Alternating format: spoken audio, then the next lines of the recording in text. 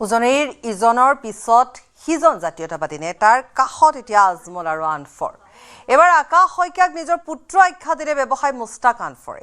পূৰ্বে শৃংখল চলিহাক নিজৰ সৰু ভাই আখ্যা দিছিল বদৰুদ্দিন আজমলে। বদৰুদ্দিন আজমলে চিটু বৰুৱা, বিকাশ অসম, বিজিত গগৈকো সাক্ষাৎ কৰে। বিকাশ অসমৰ সৈতে বহি ৰাজীৱ শদিয়াৰ জাতীয় চেতনাৰ গীতো শুনে।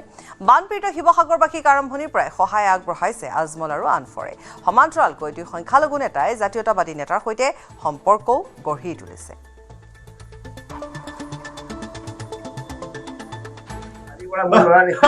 সঁচাকে ভাল লাগিছে।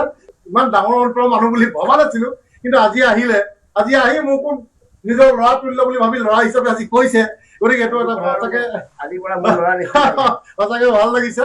গতিকে আৰু এটা কথা ক'ব বিচাৰিছো, তেখেতে আৰু এটা গুৰুত্বপূৰ্ণ কথা ক'লে যে তেখেতে বুজি পালে যে আজি চাওক আপোনালোকৰ যদি এইটোৱে ক'ব বিচাৰিছো যে উজনি হওক নামনি হওক এই সকলো মানুহে বুজি পাব লাগে যে আমি অসমীয়া যুৱ মঞ্চই যে 71ৰ পিছত অহা যিসকল অবৈধ বাংলাদেশী সেইসকলৰ আমি শত্ৰু।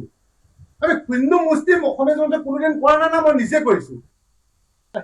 ওচৰলৈ অহাৰ কাৰণে বহুত মানুহে বেয়া পাব আৰু বদৰুদ্দিন আজমলে মোক বহুত পইচা পাতি দি গৈছে বুলি কৈছে। নাই দিয়া, কথাবোৰ চিধা চিধি কোৱাটো ভাল। আপুনি মোৰ ওচৰলৈ অহাৰ কাৰণে বহুত মানুহে বেয়া পাব আৰু বদৰুদ্দিন আজমলে মোক বহুত পইচা পাতি দি গৈছে বুলি কৈছে। নাই দিয়া,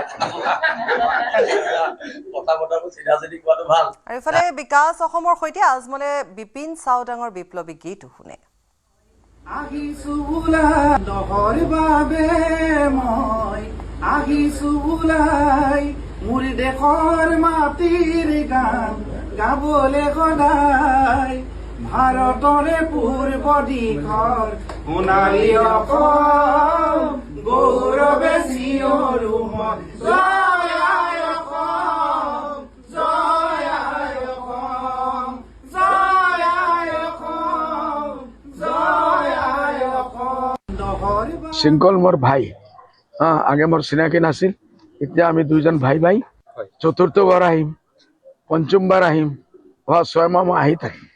মাজে মাজে অলপ কামৰ কাৰণে যাব লাগিব এইটোৰ কাৰণে।